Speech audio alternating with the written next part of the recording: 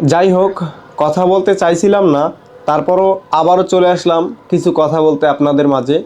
সবার আগে এই ভিডিওটা দেখেন, তারপরে আমি কিছু কথা বলবো আপনাদের মাঝে। যারা জমিদারের জমিদার তাদেরকে আমরা বলছি, আপনারা যত বড়ই জমিদার হন না কেন, সাবধান। এক ফ্যাসিস্টকে আমরা দেশ থেকে বিতাড়িত করেছি, আপনারা নতুন যে ফ্যাসিস্ট হওয়ার চেষ্টা করছেন, সাবধান করে দিচ্ছি, আপনাদেরকে কিন্তু দেশ ছাড়তে বাধ্য করব আমরা। রাজপথে আছি, রাজপথ এখন আমরা ছাড়ি নেই।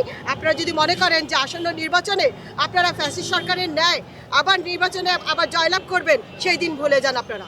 বিএনপিতে যারা নেতাকর্মীরা আছে, বড় বড় জমিদাররা আছে, তাদেরকে হুঁশিয়ারি করে বলতে চাই, আপনারা আমাদের জিয়াউর রহমান এবং খালেদা জিয়ার দলটাকে নষ্ট করে ফেলছেন।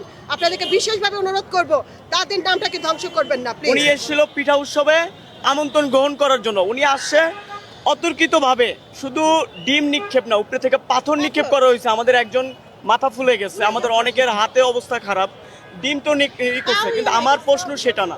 সবাই প্রার্থী এই 8 সাল, এই মানে 8-এর, কিন্তু প্রশ্ন এটা যে সবাই তো ভিডিওটা দেখলেন, কি বুঝলেন আপনারা? কমেন্টে আপনাদের মতামতটা জানাবেন।